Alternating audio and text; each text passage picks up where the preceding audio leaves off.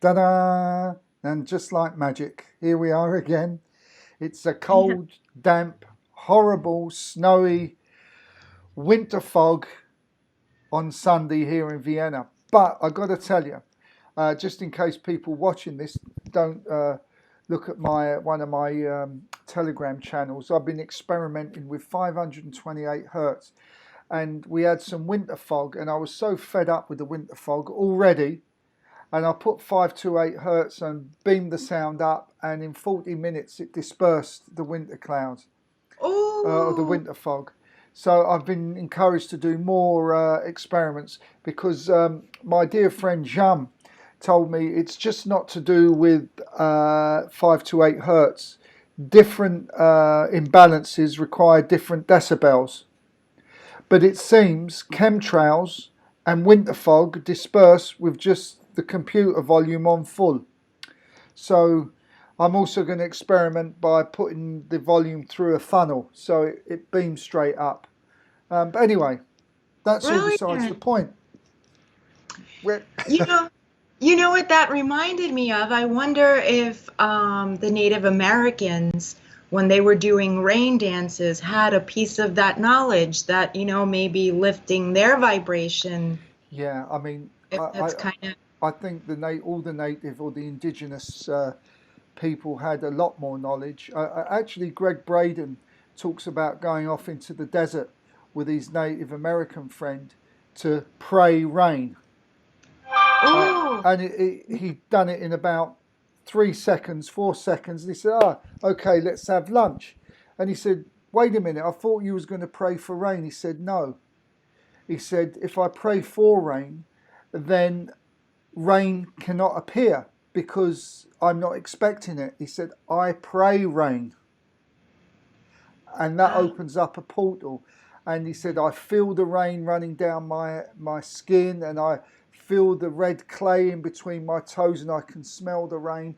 And that's his prayer. So he prays rain and not for rain. So I mean, with 528 hertz, there is a little bit of intention that goes into it as well. So it's on the same lines. So good observation. That'll be recorded at your end of term grading, along with Linda's. So anyway, what we got today? It's a New York kind of mind. Is it? Is that what Billy Joel said? No, New York state of mind. Yeah, yeah. Okay. Here we are. Let's go to St. Paul. Okay. Um, we have St. Paul's Chapel on Broadway, and it opened its doors 1793. But 100 years before that, it was used as a grave site.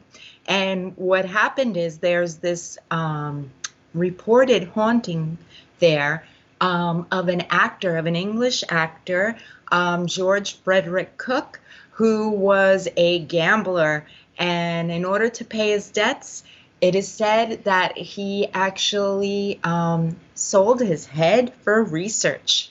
So they say that if you go to St. Paul's, you might wander across an actor on Broadway, appropriately, without a head. Appropriately. We're all a You little see, crazy, right? those Brits, you just can't trust them.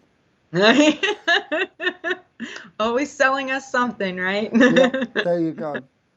Okay, well, good luck with that. I dare say in the wee hours of the night, if you was to stick around that church, you'd probably hear a few things that go bump in the night. Wow. Oh, Yeah, interesting. yeah, yeah. The witching hour, 2, 3 in the morning, where everything's still. This is when they kind of come out. But Mm. anyway, Good next, point of investigation. Yes. where are we Next, off to? we have the Tweed Courthouse on Chambers Street. That's dedicated to William Tweed, who was a politician. Although he's had his fair share of scandals, he was actually incarcerated in 1873, right? Can't make a cake without breaking a few eggs, I suppose. Yeah. Then you got to wonder if the cake is worth it. But Yeah. anyway, but it is said that after dying 5 years after being sentenced in prison, that if you go to this courthouse today, which is his namesake, you could see his ghost wandering about. So much so that once a security guard refused to go back into the courtroom because he was terrified of this politician that, didn't accept his terms were over. Well, they're scary enough when they walk the earth plane, let alone when they've passed over. We did do a story a year ago about some goings on in a courthouse and they actually had this investigator go in, and then he went into another room and he found his bag that he'd left where he'd left it at the bottom of the stairs now. There was all kinds of goings on. But you know, what do you expect if you go to a place that you know has got suspect activity? You're going to find something, especially in the wee hours of the night. So you better be ready that you want to do this, because don't be surprised if something turns up, which it will. But there What you are. is it with the wee hours of the night? Is it something like to do with numerology, or just that the world is a bit quieter, so things are Yeah, more...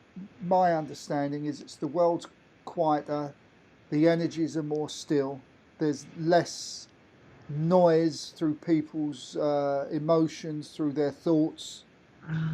And so it's not that they come out and play, it's just that they're more prominent because it's quieter. So, and that doesn't necessarily, in my opinion, mean it's in a place that's known to be haunted. It's, dare I say, in your own home as well. But, you know, we've got angels and higher spirits around us. But my understanding also is to do with parallel universes and other dimensions that, you know, probably a dinosaur is walking right behind you in your living room, you know, in that different dimension, sharing the same space. It's very complex indeed, but yeah, Fascinating. yeah. Fascinating. So anyway, What we don't know. Yes, what do we final know? story. Final stories about a lady in a well. Guillerma Sands in 1800s, in the winter of 1800s, showed up in Soho on Spring Street at the bottom of a well. She was said to be pregnant by a man, Levi Weeks. His brother was a prominent builder, architect in the city. So it seems it has all the makings of a scandal that got covered up because Mr. Weeks was acquitted. And who were his some of his attorneys? But Hamilton and Burr, they were on his team, and somehow there's a bank embroiled in the scandal as well. But anyway, he was acquitted. And what happened was in 1817, this well was covered up. And lo and behold, in 1980, it was discovered again. And today you can still go visit this well where this poor woman was discovered in Soho at a store. It is a Swedish clothing store today. So, There you are. yes. Never to miss an opportunity. So, Yeah. so super, super duper. And I think in the weeks to come with our open door news, we're going to start do some more celebrity stuff. Oh, neato. Okay. So, you know, as we mentioned before we done this broadcast, I keep getting taken off air for sharing stuff that's already shared on YouTube anyway. So the way we can get round it is for you to talk about it, because we're still allowed to talk about it, and I can just put some images up because there's some great celebrity ghost stories. Excellent. I'm excited. Super. Yeah. And so, Next week next week we have some stuff from Peru. Hmm. And yes, that'll be exciting too, along with the celebrity ghost stories. And please, everybody, stay curious.